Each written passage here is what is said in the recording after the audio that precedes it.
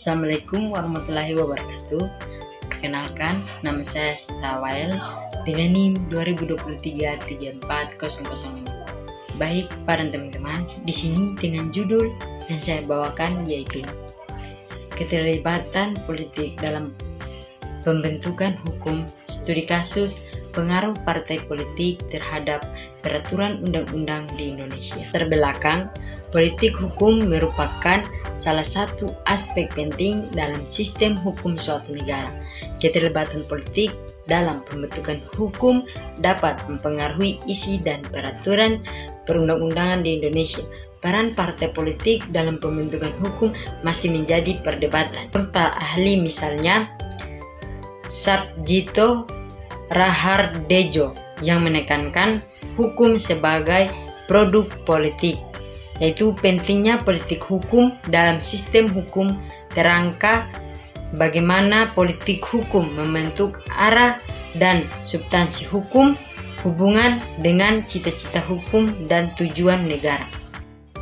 Perumusan masalah, bagaimana pengaruh partai politik terhadap proses pembentukan peraturan undang-undang di Indonesia.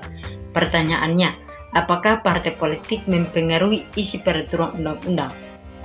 Dan bagaimana keterlibatan politik mempengaruhi keadilan dan kepastian hukum, yaitu fokus pada dampak hukum. Tujuan, di sini ada 3 tujuan menganalisis pengaruh partai politik terhadap proses pembentukan peraturan undang-undang, yaitu secara rinci tahapan pembentukan peraturan undang-undang yang akan dianalisis. Yang kedua, menjelaskan dampak keterlibatan politik terhadap keadilan dan kepastian hukum. Sini melihat dari definisikan indikator keadilan dan kapasitas hukum yang akan digunakan. Yang ketiga, menawarkan rekomendasi untuk meningkatkan keadilan dan kapasitas hukum, yaitu rekomendasi harus spesifik dan dapat diimplementasikan. Baik, di sini saya akan membawa 3 materi yang menurut para ahli. Yang pertama, teori politik hukum. Menurut Van Apeldoorn. Van Apeldoorn menekankan bahwa hukum tidak bisa lepas dari pengaruh politik. Menurutnya, hukum adalah produk dari keputusan politik.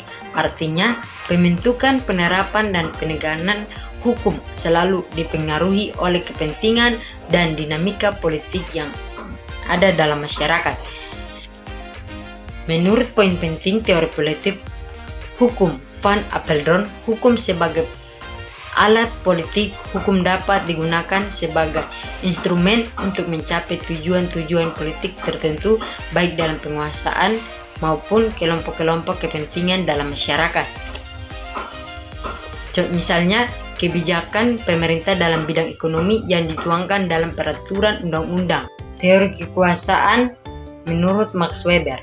Max Weber mendefinisikan kekuasaan sebagai kemampuan seseorang atau sekelompok orang untuk memaksakan kehendaknya kepada orang lain meskipun mendapat perlawanan. Dalam konteks hukum teori kekuasaan, Max Weber menjelaskan bagaimana hukum digunakan untuk melegitimasi dan mempertahankan kekuasaan.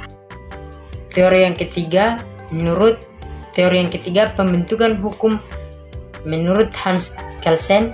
Hans Kelsen dengan teori Stufenbau tingkatan norma atau Pro Theory of Law, teori hukum murni, berusaha memurnikan hukum dari unsur-unsur non-hukum seperti moral, sosiologi, politik, dan agama. Kelsen menekankan bahwa hukum harus dipahami sebagai sistem norma yang hierarkis.